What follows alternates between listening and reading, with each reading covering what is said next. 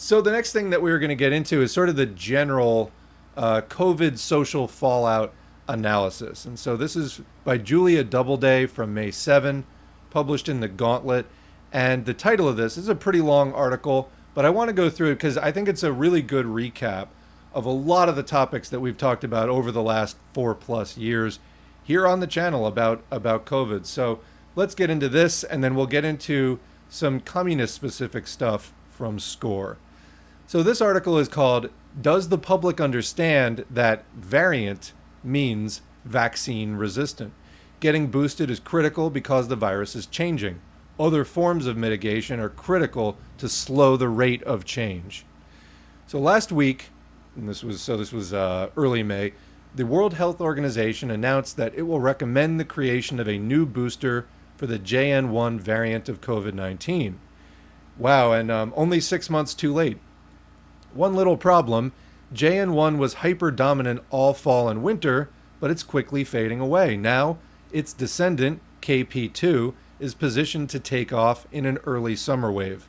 By this winter, when we're able to get the brand new JN1 vaccine, it'll already be gone. The dominant variant will most likely be a descendant of KP2. Not even KP2 anymore, but it's going to be the grandchild of JN1 at that point. So the vaccines aren't keeping up remotely with the rate of mutation, almost like using the vaccines as your primary method of combating the pandemic is not a viable strategy for reasons that we're going to discuss in this article. Vaccines are a good backup, but as we say, in N95 we trust. You want to stop the virus from getting into your body in the first place. That is plan A. Avoid super spreader events. When you do have to do something, wear an N95, and that's the way it is. That's just the reality of living in the world these days. But yeah, I mean, stay updated on your vaccines. And there was a lot of people I know still COVIDing who do like twice a year. Some people even do like every 3 months when you could do that. Now you can really only get a booster for most people once a year. And that's just not enough because they wear off much faster than 12 months. And also, even when they reformulate them, there's several variants behind. So anyway, let's continue. If you, like me, got the most recent booster, you got a vaccine designed to help prevent and lessen symptoms of XBB 1.5, the variant most dominant in the winter of 2022 to 23. During that winter, the booster was designed to combat the Omicron BA variants, which were predominant a year prior in the winter of 21 to 22. Do you see the pattern? Often when the topic of COVID is broached, people who have paid little attention since early 2021 point out that, quote, now we have the vaccines. Okay, yes, we do. But are you aware of what has changed since 2021? Like specifically, the virus has changed. When Moderna and Pfizer announced their COVID-19 vaccines, the efficacy of the shots was thrilling. Early data showed a reduction in infection, not just severity, but in actual infections of 90+%. Here's a link to a Pfizer release which states, quote, data from over 43,000 participants, half of whom received BNT 162b2 and half of whom received placebo, showed that the vaccine candidate was well tolerated and demonstrated 95% efficacy in preventing COVID-19 in those without prior infection 7 days or more after the second dose. These pivotal data demonstrate that our COVID-19 vaccine candidate is highly effective in preventing COVID-19 disease and is generally well tolerated, unquote. In the vaccine world, this is a home run. No vaccines are 100% effective against infection, but if you can get enough 90+% effective shots into people's arms fast enough, you can achieve what is called herd immunity. Herd immunity is achieved when the disease gradually disappears from a population and may result in eradication or permanent reduction of infections to zero. In other words, the virus runs out of hosts and it dies out. It has nobody else that it can jump to and replicate itself. Because unlike bacteria, viruses can't reproduce outside of a host. they need host cells to copy them, basically. They can't copy themselves. So if they run out of hosts, they're dead. Unlike a bacterium or a fungus, which as long as it has food, it can usually like reproduce on its own. Anyway, this was the explicit goal of the Biden administration, stating in early 2021 that we could be, quote, heading to herd immunity by summer. His exact words were, quote, I feel confident that by summer, we're going to be well on our way to heading toward herd immunity, unquote. This meant at the time getting to a place where the majority of the population has immunity to COVID, and therefore vulnerable people aren't exposed. It's critical that people understand that Biden's COVID response never achieved its own stated goals. Rather, the public was gaslit into accepting a new goal, forever reinfections. So, yeah, that didn't work, and the whole plan failed. We're living that now. They don't talk about it anymore. Biden, in fact, last year said the pandemic is over. Not exposing, he later qualified that, but that was clear that that's the sentiment that they want, people to have as their takeaway. Not exposing vulnerable people was a key goal of the lockdowns and other mitigation measures which we adopted in 2020. COVID was and is dangerous, but the vast majority of abled people under 65 who got COVID did not die even prior to the vaccines. It's odd to see young liberals pointing to their own mild infections as proof that vulnerable people don't need to, quote, live in fear, because it's very literally the same argument young MAGA people made in 2020. What MAGA attributed to their immune systems, liberals attribute to the vaccines. But the reality is, they were never the demographic most at risk. The goal of lockdown was to avoid the exposure of vulnerable groups that would lead to mass death and overwhelm healthcare systems and hospitals. The goal was to protect vulnerable groups until herd immunity could be achieved. And again, herd immunity we still don't have and are not likely to ever get now. As late as November 2021, amid the Delta wave, Fauci's projection for what back to normal would look like, the point at which we could give up masking and other mitigations, was no more than 10,000 cases a day nationally, ideally under 3,300 per day. But today, during the lowest lull we've had in a full year as of spring 2024, we're seeing 165,000 COVID cases daily. The winter wave broke 1.5 million cases per day. Since Fauci set the bar of under 10,000 cases per day as the marker for normal, we've never had a single day with fewer than 10,000 new cases. In fact, we've never had a single day with under 100,000, 10 times that, new infections.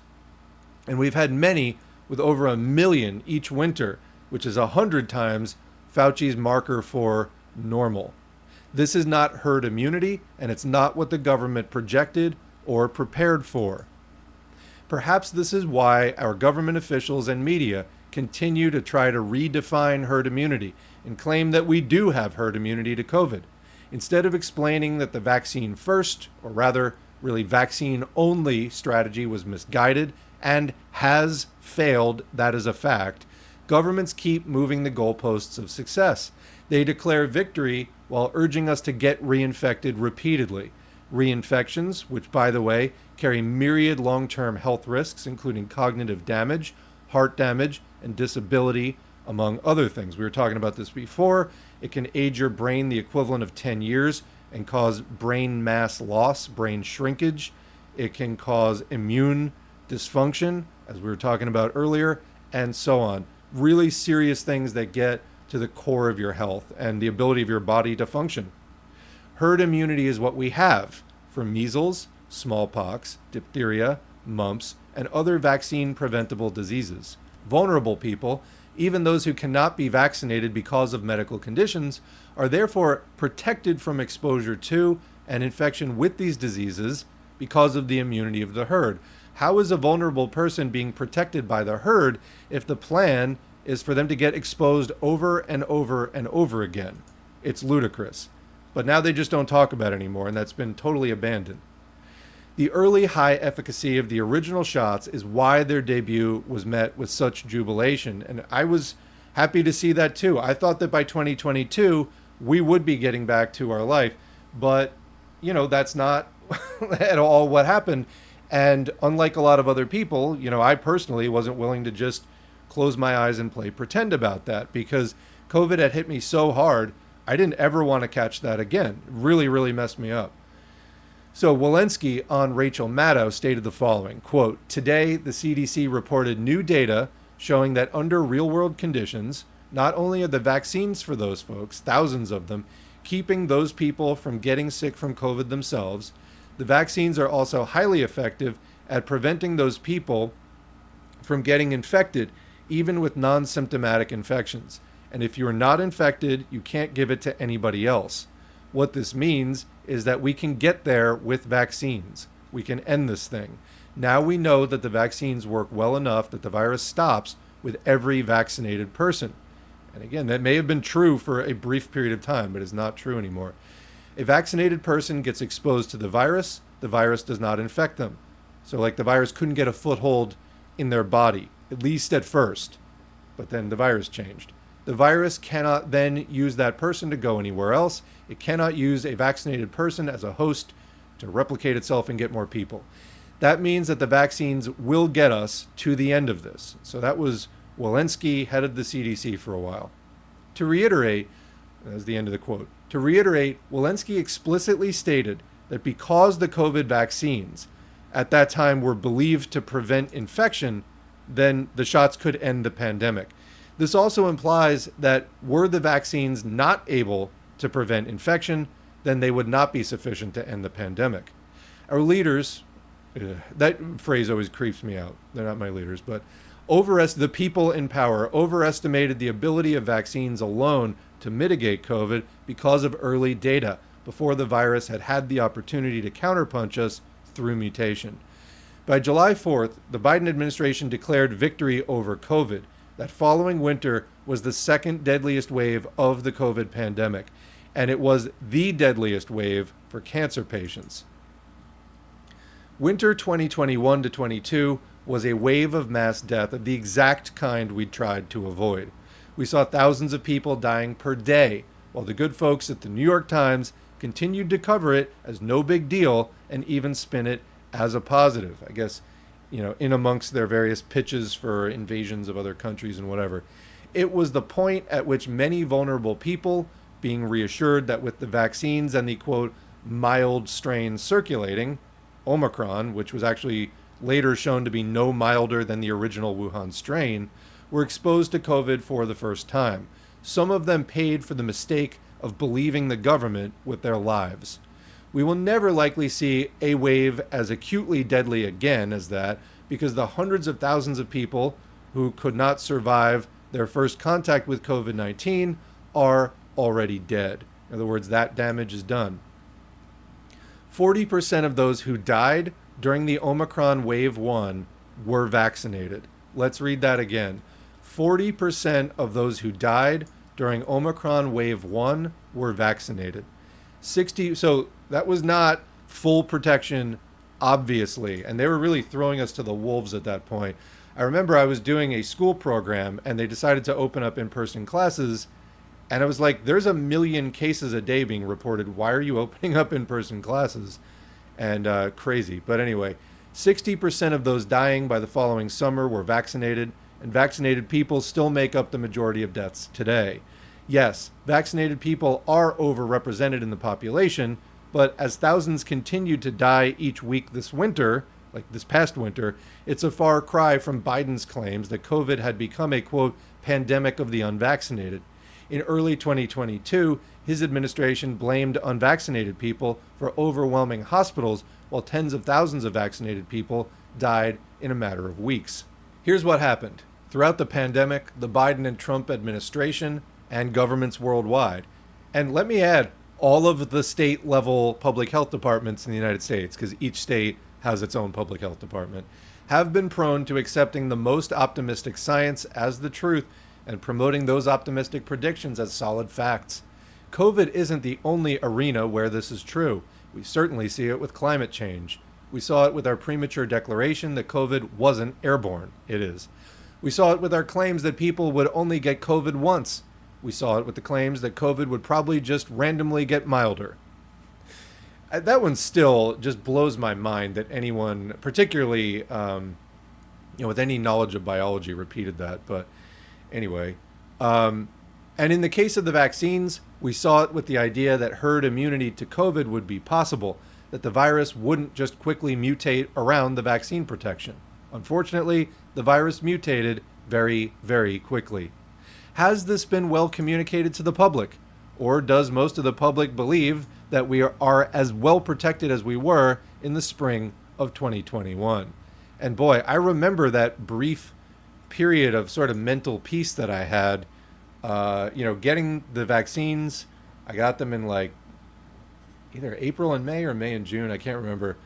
But I remember that fall starting to do stuff again. I went out, like I went to a restaurant, like I was kind of doing stuff for a while, and I was getting a little bit comfortable again. I was like, oh, they're figuring this out, 2 years, whatever. And then Omicron hit like a few months later that winter, and it was like, oh boy, this is not at all okay. Yet they started opening everything like schools back up again. And wow. Think of it this way. The mRNA vaccines contain a little blueprint for the COVID spike protein. Once your body receives the blueprint, it follows the instructions and builds a replica of the COVID spike protein. In the case of our first round series of shots, it is specifically, genetically, the spike protein of the ancestral strain. Then your immune system learns how to get rid of the spike protein. It's like a training program for your body. When it encounters the real spike protein, your body reacts quickly because it has seen this protein before. One common analogy used to explain viruses, vaccines, immune systems, and mutations is the mugshot. When your immune system encounters a pathogen, it creates a bunch of T and B cells specific to that pathogen. These are basic components of your adaptive immune system. After the pathogen is cleared, most of those pathogen-specific cells are also cleared from the body, but your immune system knows to hold on to a few of them, called memory T and B cells. Think of your body's memory of the spike protein as a sort of mugshot it can use to quickly identify COVID and respond.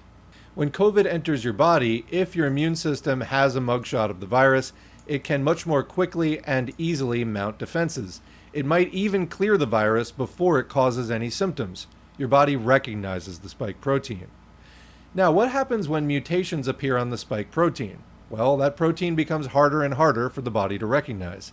A couple mutations might be analogous to the criminal in your mugshot putting on a wig. But the Delta variant, for example, had over a dozen mutations on the spike protein. That starts to be more similar to a full body makeover with nose job and BBL. The Omicron variant has 30 mutations on the spike. It's getting more and more difficult for your body to recognize the virus as the criminal from your immune system mugshot. In other words, it's getting more and more difficult for your body to match the protein it remembers from your vaccinations with the protein in the newest COVID variant, especially since so few people get updated shots. And of course, the mutations haven't stopped. Omicron is quite genetically distant from Delta. JN1 is quite genetically distant from Omicron. The greater the genetic distance between the spike protein and your vaccine, which for most people are the ones they received in 2021, years ago now, and the spike protein of the actually currently circulating virus, the less effective the vaccines become. From a previous Gauntlet article, quote, last year, a study looking at data from 2022 to 2023 found that children under 5 who received the bivalent boosters had an 80% reduction in risk of ER visits, whereas those who received the original series Moderna shots, like not the updated ones, had only a 29% reduction in the risk of ER visits. Studies continually find that the new subvariants, quote, escape neutralizing antibodies induced by both vaccination and infection. Studies continually, let's just read that again. Studies continually find that new subvariants escape neutralizing antibodies, that is, antibodies your body produces to neutralize them, induced by both vaccination and infection. So no matter whether your immunity is coming from a vaccine or a previous infection, the subvariants are evolving to escape your body's response. So the more updated the shot you can get, the better. But as we're covering in the opening of this, they really can't keep up. They're updating them like once a year, and it'll already be 3 or 4 variants behind where it needs to be by the time it's released and people are actually getting it.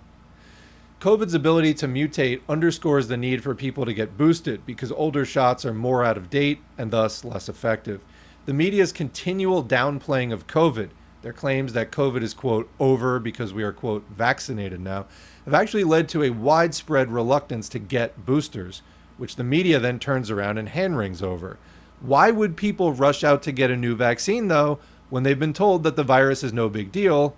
And I would add that their old vaccine is still working, when it isn't. It's also an odd choice to call the updated vaccines boosters, as this seems to imply a topping up of a shot you already received. We generally don't call flu shots boosters because they are different shots, formulated for different variants that are circulating that year or that are predicted to circulate that year. So are the updated COVID vaccines. So they're not really the same shot, although I guess you can get the original shot, although it's not really that effective. But yeah, it is a new shot rather than a booster. You know, it's not a boost of the same thing. It's updated. But the institutional desire, and this is the key, the institutional desire to minimize the ongoing issue of unmitigated COVID has led to governments and media to be cagey about this. How and why does mutation happen? And why does the virus keep becoming more vaccine resistant?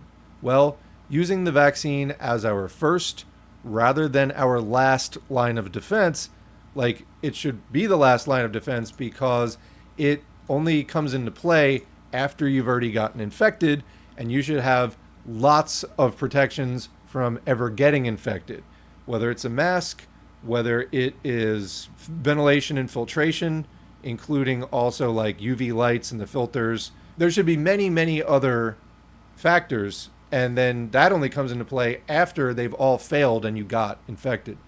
So anyway, mutations occur randomly. When a pathogen copies itself, those copies contain random genetic mistakes, also known as mutations, that make the pathogen either more or less fit for the environment that they're in. We call the genetically distinct copies variants. The less fit copies are outcompeted and they die out. The more fit copies are able to make more copies of themselves and become more common, crowding out the other ones.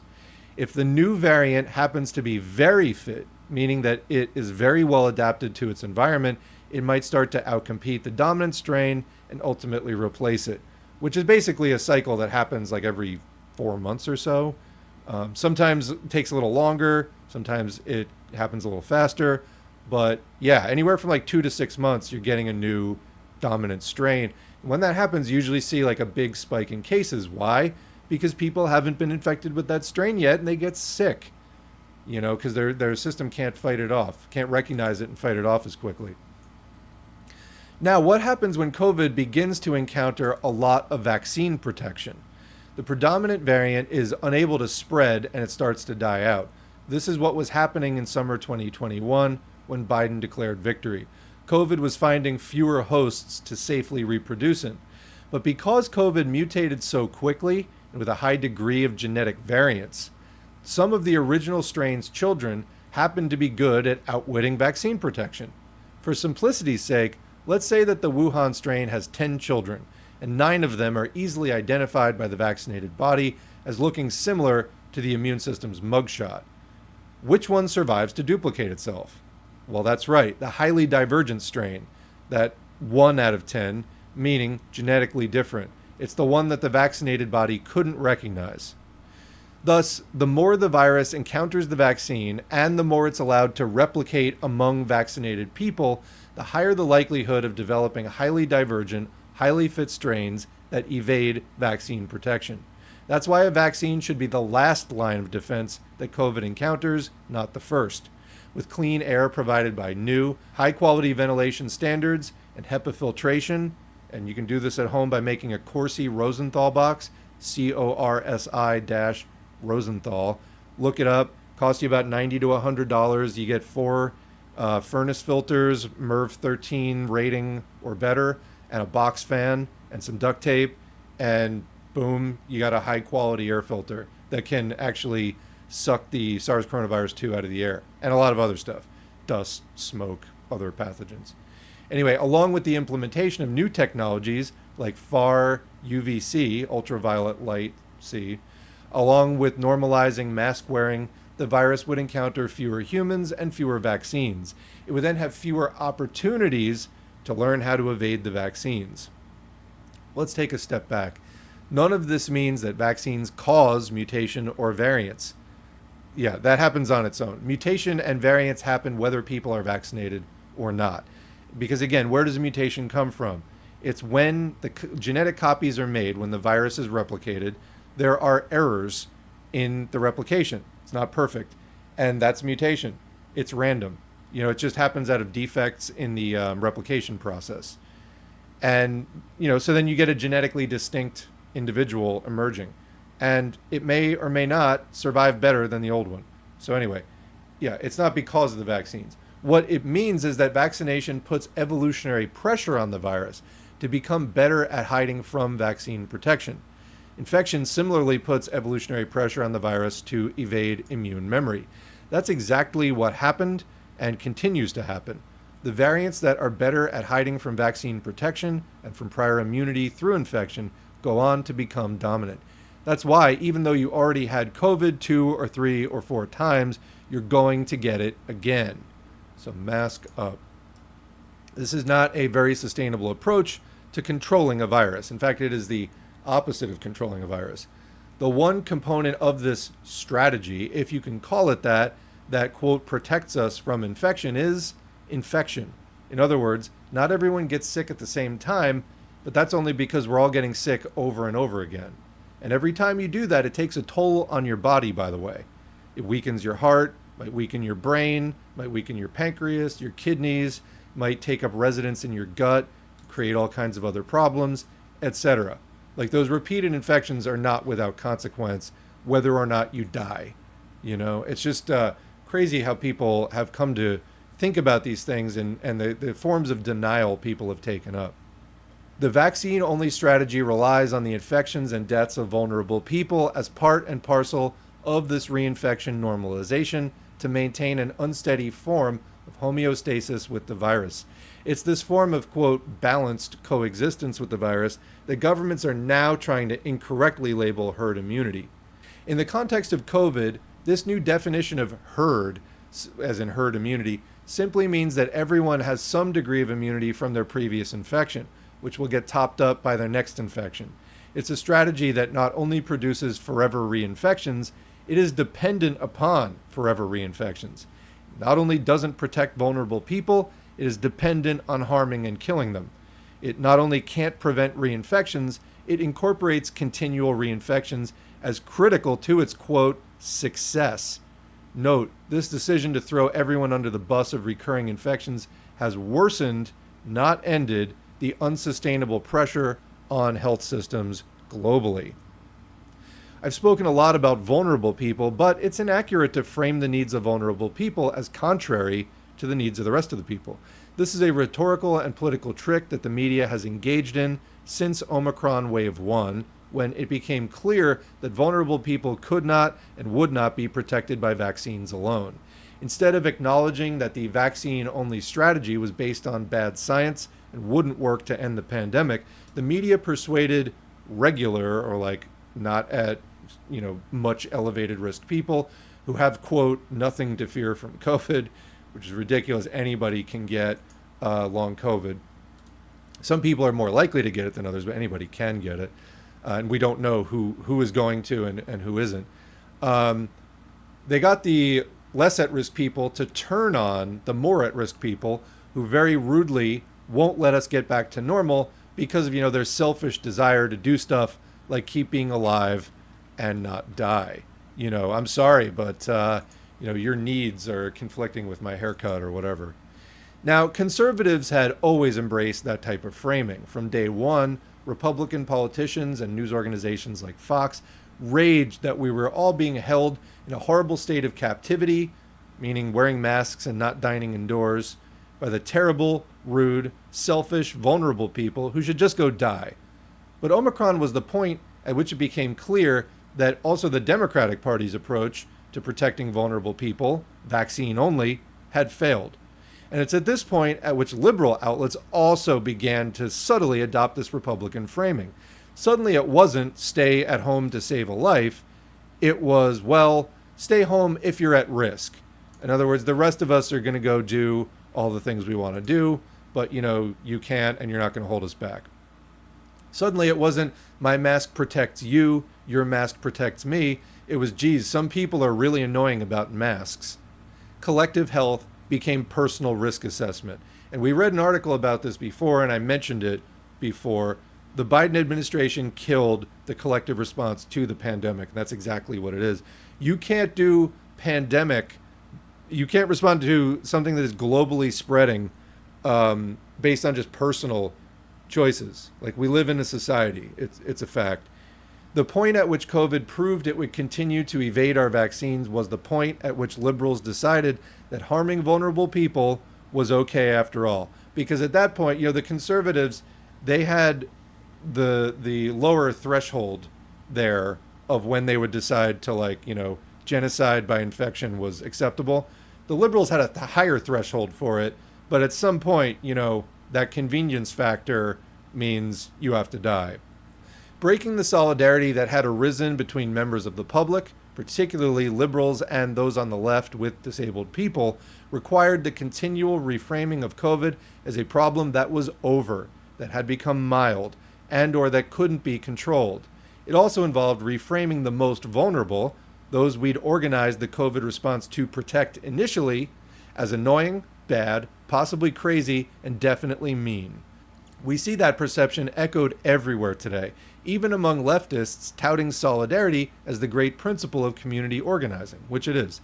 Instead of engaging with real concerns about the safety of constantly reinfecting everybody with COVID, which, it should be clear, is not at all safe and inarguably awful for everybody's health, people who don't want to mitigate often go on the attack against vulnerable people, calling them names and mocking them.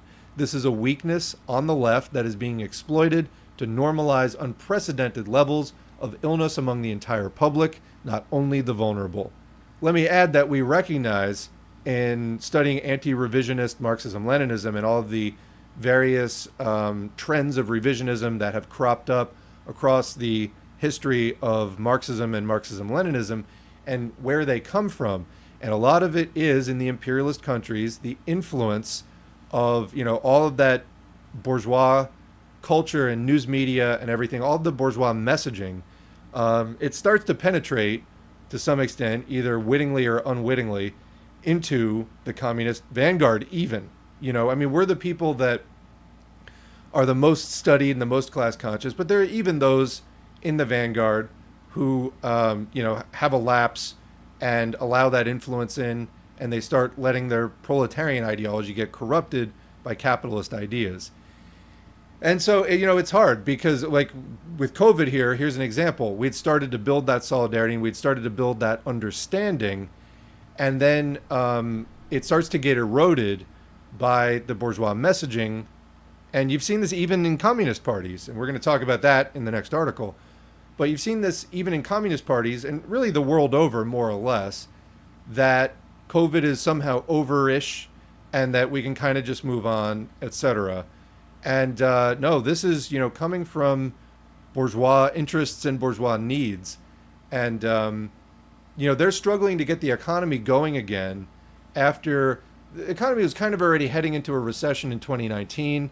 And then the tipping point of the pandemic and all the public health interventions that needed to be done to prevent the virus from getting totally out of control up front did cause a recession. It was over quickly. They tried to do the reopening, but the reopening has been sluggish. In China and elsewhere, the numbers haven't really fully bounced back, and it's still kind of struggling along.